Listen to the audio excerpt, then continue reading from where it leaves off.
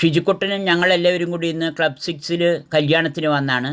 പാലക്കാട് കൽമണ്ഡപം മീനാൻ നഗറിലുള്ള റാഫിഖാൻ്റെ മകളുടെ കല്യാണമായിരുന്നു.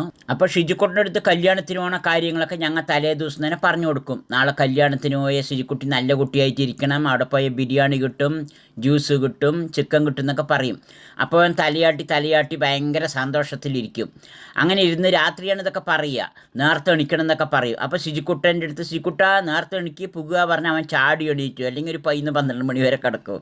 അപ്പോൾ നേരത്തെ തന്നെ അവൻ എണിച്ച് കുളിച്ച് റെഡിയായി അങ്ങനെ വളരെ സന്തോഷത്തിൽ തയ്യാറാകും. മുമ്പൊക്കെ അവനെ കല്യാണത്തിനൊക്കെ കൊണ്ടുപോയി കഴിഞ്ഞാൽ അവൻ നമ്മളെ തള്ളിക്കൊണ്ടുപോകും ഈ ആഹാരം കഴിക്കുന്ന സ്ഥലത്തേക്ക്. അപ്പം നമ്മൾ ഒരേടി നേരിട്ട് പോകണ പോക്കന്നെ ആഹാരം കഴിക്കുന്ന അവിടേക്ക് തന്നെ പോകണം. അവനക്ക് അതിൻ്റെ സ്മെല്ലൊക്കെ നന്നായി കിട്ടും. അപ്പോൾ അങ്ങനെയാണ് മുമ്പൊക്കെ ചെയ്യാറ്.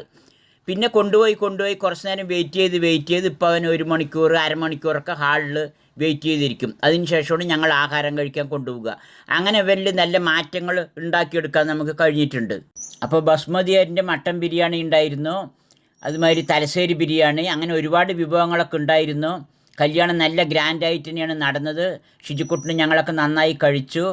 അപ്പോൾ ഷിജുക്കുട്ടൻ ബിരിയാണി കഴിച്ച സന്തോഷത്തിലും ക്ഷീണത്തിലൊക്കെ ആയിട്ട് കാലെടുത്ത് എൻ്റെ കാലിൻ്റെ മേലെ കൊണ്ടുവച്ചു. അപ്പോൾ ഞാൻ കാലൊക്കെ ഒന്ന് ഒഴിഞ്ഞു കൊടുത്തു. അപ്പോഴേക്കും നമ്മുടെ വീഡിയോ കാണുന്ന ഒരുപാട് പ്രേക്ഷകരിനെയൊക്കെ കാണാൻ പറ്റി. അപ്പോൾ പ്രതീക്ഷിക്കേണ്ടാണ് നമ്മൾ അവരിനെ കാണുന്നതും അവർ ഇങ്ങോട്ട് നമ്മളെ കാണുന്നതും. അപ്പോൾ അതൊക്കെ വലിയ സന്തോഷം നിറഞ്ഞ നിമിഷങ്ങളായിരുന്നു. ഇവിടെ വന്നപ്പോൾ ഷിജുക്കുട്ടൻ്റെ വീഡിയോ കാണുന്ന ഒരുപാട് ആരാധകരെ കാണാൻ കഴിഞ്ഞു. എല്ലാവരും നമുക്ക് വീഡിയോയിൽ ഉൾപ്പെടുത്താൻ കഴിഞ്ഞില്ല.